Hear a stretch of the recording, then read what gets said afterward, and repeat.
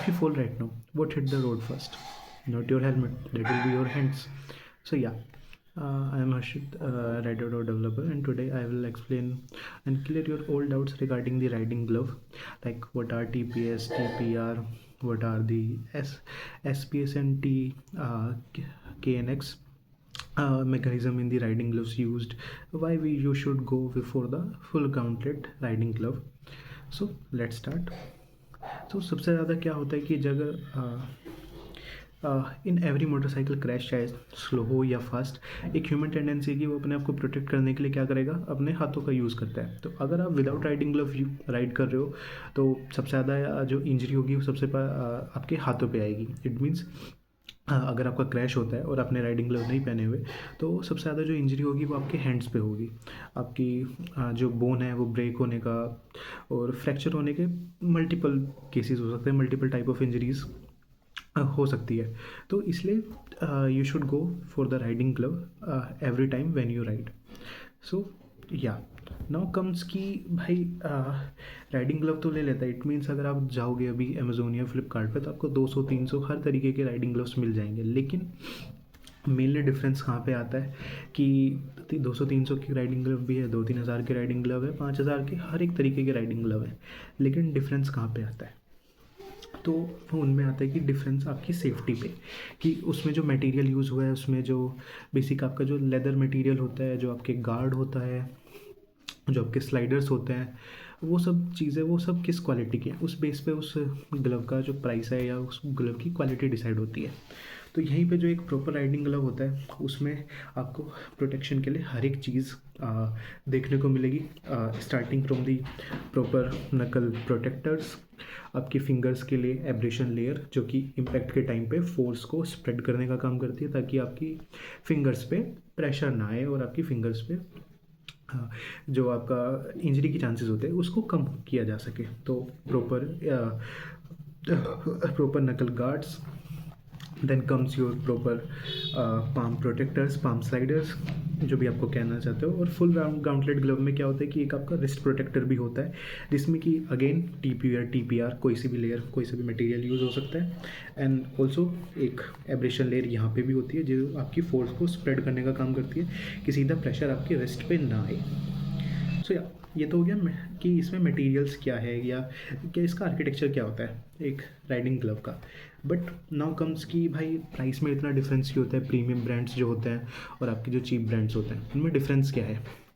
तो भाई सबसे पहले आप देखो कि जो आपके नकल, अगर आपने 300-400 के राइडिंग ग्लव कोई लिया है तो उसमें जो आप नकल प्रोटेक्टर देखोगे तो उसमें क्या होगा कि वो जो नकल प्रोटेक्टर है वो कोई भी ऐसे मटेरियल का नहीं है जो कि आपको इम्पैक्ट के टाइम पे प्रोटेक्ट कर सके. वो क्या होगा, नॉर्मल एक फोम होगा, आपका इम्पैक्ट हुआ वो सीधा फट जाएगा, कट जाएगा और सीधा जो इम्पैक्ट है आपके हाथों पे ही आएगा. इट मीन्स 200-300-400 के ग्लव लेने के बाद में भी आपकी प्रोटेक्शन ज़ीरो ही है. इसलिए you should invest in proper riding glove. क्योंकि तो बात करते हैं कि TPU और TPR के बीच में डिफरेंस क्या होता है. तो TPU stands for thermoplastic polyurethane और TPR stands for thermoplastic rubber. तो जैसे नाम से ही पता चल रहा है कि एक रबर है, तो क्या होगा कि जो हार्डनेस है, जो हार्डनेस और उसका वेट है TPR का लेस होगा और TPU का थोड़ा ज़्यादा होगा. यहीं पे ही जो उसको बनाने के लिए या इट मीन्स जो उसकी कॉस्ट होती है बेसिकली TPU और TPR की, TPU की ज़्यादा होती है, TPR की कम होती है. और जो फ्लेक्सिबिलिटी है बेसिकली TPR सबसे ज़्यादा फ्लेक्सिबल होगा क्योंकि बेसिकली रबर मटेरियल है, और जो TPU है थोड़ा मोर रिजिड है. अब बात आती है कि सेफ्टी के लिए, तो बेसिकली क्या है, TPU सबसे ज़्यादा सेफ़र माना गया क्योंकि ये एक रिजिड होता है और आपके इम्पैक्ट को दोनों ही सेम तरीके से स्प्रेड करते हैं. जो फोर्सेस को एक साथ, जो इम्पैक्ट फोर्स होता है दोनों को स्प्रेड, दोनों ही लेयर एक साथ एक जैसे ही स्प्रेड करती है. लेकिन क्या है, TPU क्या है, ये it is more rigid, so it is more safer than TPR. आपको नकल गार्ड में तो TPU मिल जाएगा, लेकिन क्या होता है कि कुछ राइडिंग ग्लव्स में सिर्फ नकल गार्ड होता है, पाम स्लाइडर्स नहीं होते. So what is the use of the palm sliders in the riding glove. तो क्या होगा, अगर आपका कभी कोई क्रैश होता है तो सबसे पहले क्या होगा, आपका हाथ टच होएगा रोड पे. तो जब आपका क्रैश होता है तो आपका जो हाथ है वो रोड पे स्लाइड करना चाहिए, ना कि डायरेक्ट रोड को हिट करे, क्योंकि आपके हाथ को रोड पे ग्रिप नहीं बनानी है जब आपका क्रैश होता है. तो इसलिए क्या होता है कि आपके राइडिंग ग्लव में पाम स्लाइडर्स की ज़रूरत है। अब कुछ लोग कहते हैं कि भाई इन सब की ज़रूरत सिर्फ रेसर्स को क्यों क्यों नहीं का होता है। भाई ऐसा कुछ नहीं है। अगर आप हाईवे पे भी राइड कर रहे हो और अगर आपका कोई एक्सीडेंट होता है तो जो इम्पैक्ट होगा वो आपके हाथों पर आएगा, और एक छोटा सा भी इम्पैक्ट आपके हाथ की इंजरी को पता नहीं कितना बड़ा बना दे। तो उसके लिए क्या होता है कि आपके राइडिंग ग्लव में पाम स्लाइडर्स भी होने चाहिए। तो पाम स्लाइडर के बेस पे ही कई बार क्या होता है कि राइडिंग ग्लव्स के प्राइसेस भी डिफरेंस हो जाते हैं, कि कुछ में क्या होगा कि आपको यहाँ पर टीपीयू या टीपीआर मिल जाएगा, लेकिन पाम स्लाइडर में क्या होगा, अगेन फोम मटेरियल थोड़ा सिर्फ जो फोर्स है उसको एब्रेसिव मटेरियल यूज़ कर लेंगे, या जो भी एक नॉर्मल मतलब आपको एक प्रॉपर हार्ड मटेरियल नहीं मिलेगा स्लाइडर्स में, सिर्फ एक फोम मटेरियल की तरह एक लेयर लगा के दे दी जाएगी। इट मीन्स वो स्लाइड नहीं करेगी, बट हाँ थोड़ा सा फोर्स को कम, फोर्स को रेपल करने की कोशिश करेगा, फोर्स को स्प्रेड करने की कोशिश करेगा, थोड़ा इम्पैक्ट कम लेगा, लेकिन वो पाम स्लाइडर उतना इम्पैक्टफुल नहीं रहेगा जितना कि आपके जो टीपीयू या टीपीआर स्लाइडर्स होते हैं। इसलिए तो क्योंकि जब फिर मैं मेरे पास जो है ये टार्मिक रैपिड है ग्लव, मैंने ये इसलिए चूज़ करे थे क्योंकि इसमें यहाँ पे भी टीपीयू मटेरियल का नकल गार्ड यूज़ हो रहा है, जो स्लाइडर्स हैं वो भी मेरे टीपी मटेरियल है, और अगर आप जब देखो तो ये जो रिस्ट प्रोटेक्टर है या रिस्ट पिन जो स्लाइडर है ये भी मेरा टीपी मटेरियल है। तो और इस प्राइस रेट में इससे अच्छा राइडिंग ग्लव, इट मीन्स जो ये सब फीचर्स टीपी मटेरियल मेरे को दे रहा हो, इस प्राइस रेट में मेरे को और कोई नहीं मिला मार्केट में। तो इसलिए मैं टार्मिक रैपिड 4 के साथ गया और मैंने ये परचेज़ किया। बट हाँ कि इससे भी मतलब अच्छे मटेरियल में या इससे भी अगर आप इससे ऊपर जाओगे तो और भी चीज़ें होती है राइडिंग ग्लव्स में, तो वो भी मैं बताऊंगा आगे। तो ये तो हो गया बेसिक कि टीपीयू टीपीआर वर्सेस। अब क्या है कि फुल गाउंटलेट में और जो आप नॉर्मल राइडिंग ग्लव देखते हो उसमें मतलब कि आपको फुल गाउंटलेट के साथ क्यों जाना चाहिए अगर आप हाईवे पे, मैं प्रीफर करता हूँ फुल गाउंटलेट के साथ ही जाओ अगर आप एक बार इन्वेस्ट कर रहे हो अपने राइडिंग ग्लव में। तो full gauntlet versus short gauntlet, या तो फुल गाउंटलेट ग्लव में और नॉर्मल राइडिंग ग्लव में डिफरेंस क्या होता है। फुल गाउंटलेट ग्लव क्या करता है आपको बताता हूँ मैं।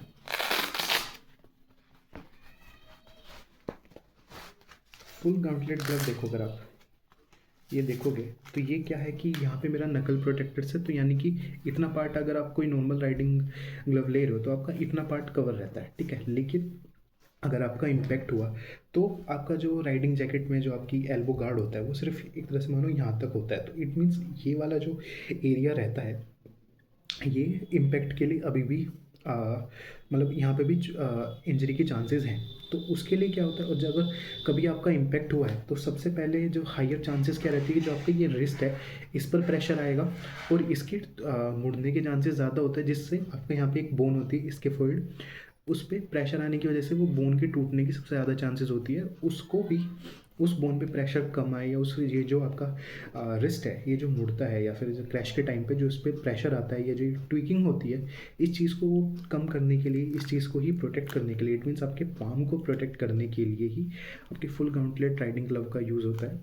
ये आपको मतलब यूज़ करना चाहिए। और ये जो स्लाइडर है ये उसी चीज़ के लिए, इट मीन्स अगर आपका कभी ऐसे इम्पैक्ट हुआ तो ये स्लाइडर क्या करेगा, आपकी रोड पे ग्रिप नहीं बनने देगा और यहाँ से भी आप स्लाइड हो जाएगा। इट मीन्स आपका ये वाला पार्ट भी प्रोटेक्टेड है और आपके पाम स्लाइडर की वजह से हाथ भी प्रोटेक्टेड है, और ये नकल गार्ड तो है ही।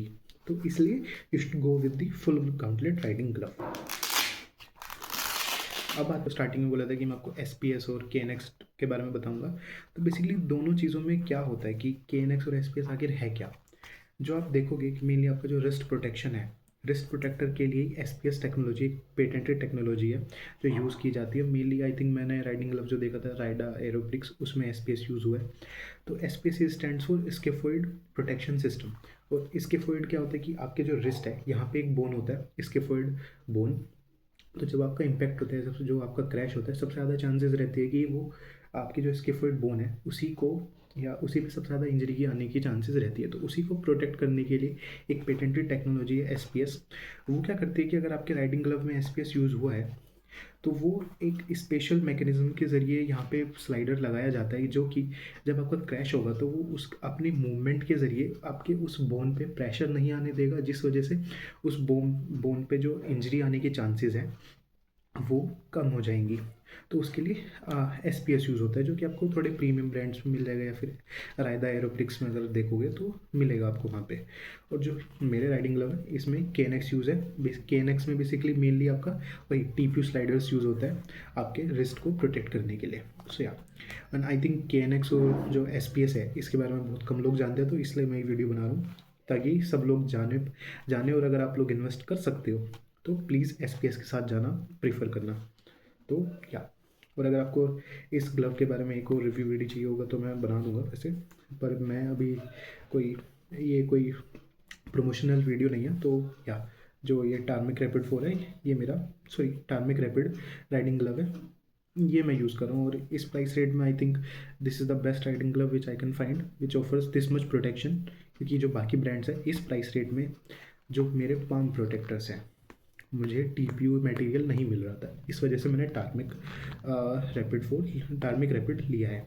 क्योंकि और रिस्ट प्रोटेक्टर, इट मीन्स बाकी ब्रांड्स में क्या था कि यहाँ पे सिर्फ मेरे को फोम मटेरियल मिल रहा था लाइक, और दूसरे मटेरियल्स थे, लेकिन ये हार्ड मटेरियल मेरे को नहीं मिला। ये हार्ड मटेरियल सिर्फ इसी में मिला। एंड इसकी जो फिटिंग भी अच्छी है, मतलब काफ़ी अच्छी है अभी तक। और जो मेरे को इसकी स्टिचिंग लगी है, मैं अभी इसको लास्ट मैं लगभग 300 किलोमीटर्स राइड कर चुका हूँ इसको पहन के। तो आई कैन से कि हाँ दीज आर मच कंफर्टेबल। आपको राइड करने में कोई दिक्कत नहीं होगी अगर आप इसको पहन के चला रहे हो तो। एंड प्रोटेक्शन तो यार है ही, क्योंकि TPU आपको मिल रहा है हर जगह। तो या you can buy for. And मैंने इसको खरीदा था बाइकस्टर ग्लोबल की साइट से, तो अगर आपको भी देखना है तो उनकी साइट पर जाके चेकआउट कर सकते। इंपॉर्टेंट टॉपिक रह गए हमारे, जिसमें से फर्स्ट एक मैं चूज़ करता हूँ कि भाई विंटर ग्लव्स, समर ग्लव्स या रेन ग्लव्स क्या होता है। तो भाई हर एक वेदर कंडीशन के लिए एक ग्लव बनाया गया है। समर ग्लव्स मेनली क्या होता है कि उसमें आपका प्रॉपर वेंटिलेशन का ध्यान रखा जाता है ताकि गर्मियों में राइड करने में आपको कोई परेशानी ना हो। क्योंकि क्या होगा, अगर आपके गर्मियों में अगर आपने वेंटिलेटेड ग्लव्स में वेंटिलेशन सिस्टम नहीं है तो क्या होगा, आपके हाथों में पसीना आएगा, जिस वजह से आपकी ग्रिप नहीं बन पाएगी और इम्पैक्ट और एक्सीडेंट की चांसेस बढ़ जाती है। तो इसलिए गर्मियों में स्पेशली राइड करते हुए आपको वो राइडिंग ग्लव यूज़ करना है जिसमें कि आपका जो वेंटिलेशन है वो अच्छा हो। तो अगर मैं अपने ग्लव की बात करूँ तो हाँ, इसमें अगर आप देखोगे यहाँ पे तो प्रॉपर वेंटिलेशन सिस्टम बना हुआ है। जिस वजह से these are for for summer, you can ride इन ग्लव्स के साथ में आप समर में राइड कर सकते हो। विंटर ग्लव्स में क्या होता है कि आपका जो वेंटिलेशन है ये नहीं होता, क्योंकि अगर आप क्योंकि सर्दियों से मतलब सर्दी से बचने के लिए उसमें क्या होता है कि वेंटिलेशन लेयर को ख़त्म कर दिया जाता है ताकि आपको हाथों में ठंड ना लगे। उस वजह से विंटर ग्लव्स, और विंटर ग्लव को आप पहन के गर्मियों में राइड नहीं कर सकते क्योंकि उसमें वेंटिलेशन है ही नहीं। तो भाई गर्मियों में अगर उसको पहन के राइड करोगे तो हाथों में पसीना आएगा ही। और अगेन जो बारिश के टाइम पे आप देखोगे वाटर प्रूफ जो ग्लव होते हैं बेसिकली वो पानी से बचाने के लिए होता है। और मेनली जो भी वाटर प्रूफ ग्लव होंगे वो आपके समर राइड के लिए नहीं होंगे। इट मीन्स अगर आप उनको पहन के गर्मियों में राइड करोगे तो आपको पसीना आना तय है, क्योंकि उसमें वेंटिलेशन नहीं होता है। क्योंकि वाटर प्रूफ ग्लव्स जो होते हैं वो बनाए ही इसलिए जाते हैं क्योंकि अगर उसमें वेंटिलेशन बना दिया गया तो पानी अंदर चला जाएगा। तो अगर आपको ने कोई वाटर प्रूफ ग्लव लिया है और आप सोच रहे हो कि उसको गर्मी में लॉन्ग राइड पे हाईवे पे पहन के चला सकते हो तो भाई मत लेना प्लीज़। मतलब वाटर प्रूफ ग्लव के साथ भी आप ले सकते हो, लेना चाहिए, लेकिन गर्मियों के लिए वो नहीं है। नाउ कम्स कि भाई प्रीमियम ब्रांड और चीप, हमेशा बात आती है कि भाई 100-200 रुपये में भी मिलते हैं, 300 रुपये में भी राइडिंग ग्लव मिलता है, तो 3-3 हज़ार के भी आते हैं, 5-5 हज़ार के, 10-10 हज़ार, हर एक अमाउंट है प्रीमियम ग्लव्स में भी, मतलब एक प्राइस कैटेगरी है। तो पहले बात कि मैं भी पहले 300 वाला ग्लव ही यूज़ कर रहा था, लेकिन बताता हूँ क्या, अगर आप 300 वाला ग्लव देखोगे तो फर्स्ट थिंग कि वही उसमें जो आपके प्रोटेक्शन है बिल्कुल भी नहीं होगा। जो यहाँ पे आपको प्रोटेक्टर मिलेगा नकल प्रोटेक्टर जो होगा, और मेनली सिर्फ नकल प्रोटेक्टर ही मिलेगा 300-400 वाले जो, अगर आप अमेज़ोन पे जाओगे तो वो क्या होगा, मेनली रबर मटेरियल होगा, कोई भी सिर्फ फोम मटेरियल होता है कि सिर्फ नाम के लिए एक नकल पे यहाँ पे एक लगा दिया जाता है कि हाँ भाई अगर आपका एक्सीडेंट होगा तो इम्पैक्ट हो जाएगा। बाकी वो सेफ्टी के लिए बिल्कुल भी नहीं है। इट मीन्स आप अपनी सेफ्टी को कॉम्प्रोमाइज़ करके ही उस चीज़ में इन्वेस्ट कर रहे हो।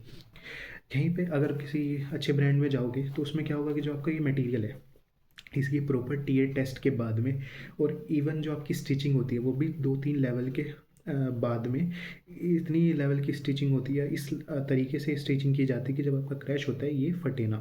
तो इन सब चीज़ों को ध्यान में रख के एक प्रॉपर राइडिंग ग्लव बनाया जाता है, और हर एक ब्रांड की अपनी रेपुटेशन है और इसीलिए वो लोग पैसा लेते हैं। इट मीन्स अगर आप कोई 2-3 हज़ार का ग्लव है तो, और 5 हज़ार का ग्लव है, तो भाई अगर आपका इम्पैक्ट होगा ना तो वो सबसे ज़्यादा प्रोटेक्ट करेगा। इट मीन्स उसमें जो स्लाइडर्स होंगे, उसका जो मटेरियल होगा, जो उसमें आपका फोर्स, जो इम्पैक्ट की फोर्स को स्प्रेड करने के लिए जो मटेरियल, जो फोम मटेरियल यूज़ होगा, एब्रेशन लेयर होगी, स्लाइडर्स होंगे, नकल प्रोटेक्टर होगा, पाम स्लाइडर्स होंगे, वो सब एक अच्छी क्वालिटी के यूज़ किए जाएंगे। प्रॉपर टीपीयू और सारी मैकेनिज्म भी हो सकते हैं जो मुझे भी नहीं पता मेनली, बट हाँ इन सब चीज़ों का ध्यान रखो। तो अब बात करते हैं कि यार अगर राइडिंग ग्लव ले रहे हैं, अब इतनी सब बात कर ली, तो अब राइडिंग ग्लव लेते हुए क्या चीज़ का ध्यान रखें कि हमारे राइडिंग ग्लव में क्या क्या फ़ीचर होने चाहिए। तो सबसे पहले प्रॉपर टीपीयू या टीपीआर नकल प्रोटेक्टर, प्रॉपर टीपीयू या टीपीआर का पाम स्लाइडर, एंड भाई प्लीज़ फुल गाउंटलेट ग्लव ही लेना अगर आप हाईवे पे राइड करते हो तो और उसमें भी फुल गाउंटलेट में देख लेना कि यहाँ पे जो प्रोटेक्टर है, रिस्ट प्रोटेक्टर, वो भी प्रॉपर टीपीयू या टीपीआर मटेरियल का होना चाहिए। तो टीपीयू टीपीआर मैं ऑलरेडी एक्सप्लेन कर चुका हूँ, तो ये है। और अदर थिंग कि अगर आप थोड़ा सा और इम्पैक्ट, अगर आप थोड़ा सा और बजट बढ़ा सकते हो तो मेनली आपको क्या मिलेगा, हेल्म राइडिंग ग्लव में क्या होता है कि ये जो आपकी फिंगर ब्रिज होता है, इट मीन्स आपकी जो लिटिल फिंगर है और ये जो मिड फिंगर रहती है, यहाँ पे क्या होता है, इनको कनेक्ट कर दिया जाता है, क्योंकि बहुत ही अच्छा फीचर होता है। इट मीन्स आपको काफ़ी मिनिमम 5000 वाले जो ग्लव्स हैं ना उसमें, या ऊपर जाओगे प्रीमियम ग्लव्स में, वो मिलेगा। और वो फीचर इतना अच्छा होता है कि मतलब आपके प्रोटेक्शन के लिए बनाया गया है। इट मीन्स क्या होगा, ये जो दोनों फिंगर होंगी इसके बीच में एक ब्रिज की एक ऐसे लेयर बना देंगे, तो क्या होगा कि इम्पैक्ट के टाइम पे चांसेस रहती है कि ये जो फिंगर्स है ना अलग हो जाती है या किसी तरीके से टूटने की चांसेस रहती है। तो वो क्या होता है कि अगर आपकी ये लेयर ब्रिज्ड है तो इम्पैक्ट के टाइम पे ये दोनों पे इम्पैक्ट नहीं आएगा, वो फोर्स इतना नहीं लग पाएगा जिससे कि ये फिंगर इधर उधर जा सके। तो वो फिंगर्स, दोनों फिंगर्स को एक साथ रखने के लिए ही वो फिंगर ब्रिज बनाया जाता है। एंड यस, अगर जाओगे तो एक यहाँ पे जो आपका जो आपका आई थिंक जो आपकी फिंगर, मतलब पता नहीं, आई थिंक कौन से राइडिंग ग्लव राइट हैंड या लेफ्ट हैंड वाले में होता है, एक वाइपर होता है आपके इंडेक्स फिंगर में। यहाँ पे वाइपर लगाया जाता है जिससे कि आप हेलमेट का जो वाइज़र है उसको पानी वगैरह अगर वो गंदा हो गया तो वो साफ़ हो सकता है। तो ये सब कुछ एक्स्ट्रा फीचर्स है, अगर आप राइडिंग ग्लव ले रहे हो तो ये सब ध्यान में रख के ले सकते हो। तो थैंक यू फॉर वॉचिंग, और आपको अगर अच्छा लगा हो तो शेयर कर देना प्लीज़। थैंक